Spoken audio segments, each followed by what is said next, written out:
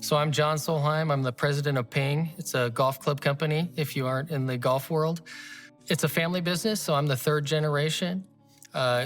Company was founded by my grandfather, Karsten Solheim, and then later run by my dad, John Solheim. So you've been at CCV for 20 years. You've been at Ping for 23 years. You're now on kind of third generation of leadership in the organization. Let's get down to brass tacks. What everyone wants to know. It's what I want to know.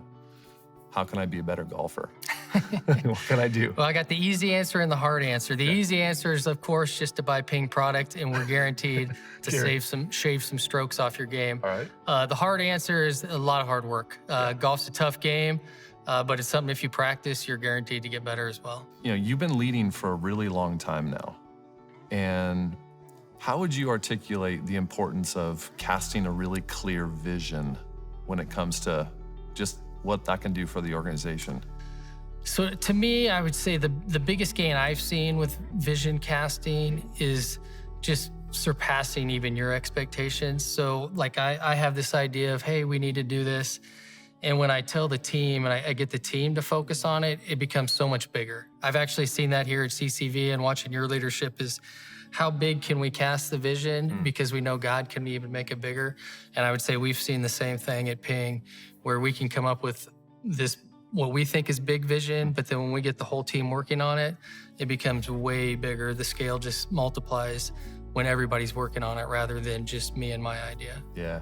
What would you say is the percentage of great ideas at Ping right now that come from you versus come from somebody else? Just pick a percentage. I would say the percentage of my ideas that are actually like, you know, under 10% or whatever, you know, probably even way less than that because there's ideas that don't even come up to me. They get solved way down, you know, at, other management levels that I don't even hear about, all sorts of decisions being made. As a leader, I see us as like a catalyst to when we hear one of these other good ideas, we can put the lighter fluid on it and just get it going or whatever. But I try to keep myself balanced and realize those are not my ideas. Those were so-and-so's ideas, and I just helped get it going. I think there's a leadership myth that exists that the leader should be the one with all the answers every single time. And yet, as the organization grows, I mean, you have to think you have all these people at all levels of the organization that are really, in many ways, sometimes untapped.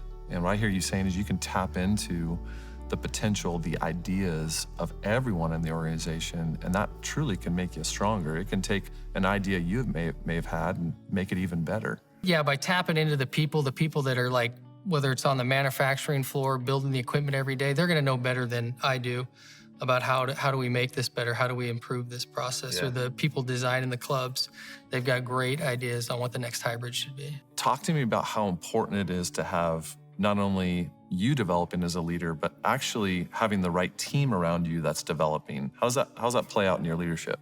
Beginning of my career was all about my education. And, I got my engineering degree, went back and got my MBA, and, started reading Harvard Business Review and case studies and just trying to teach myself. But the one thing I realized at work that we didn't do a good job of was kind of retaining knowledge. So we built this knowledge library, and all our products go through it. And as we bring in new engineers, we can train them up much more rapidly. To me, it sounds like you're empowering your employees and leaders with the knowledge they need to go further faster, right? Not to just rely on a few people to have knowledge, but really to disseminate the knowledge so everybody can grow and lead at a higher level.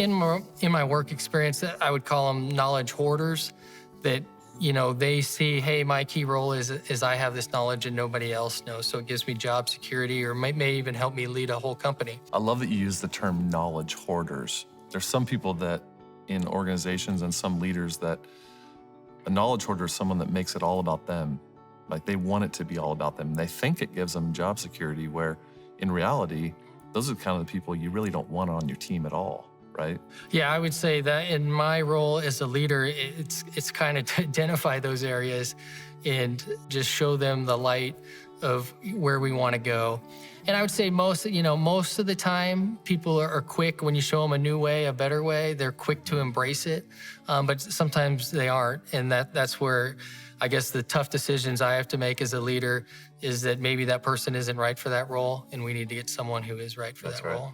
Well, John, thanks for being with us. Well, I'm just so thankful to be able to have this conversation with you, and and hope I'm helping.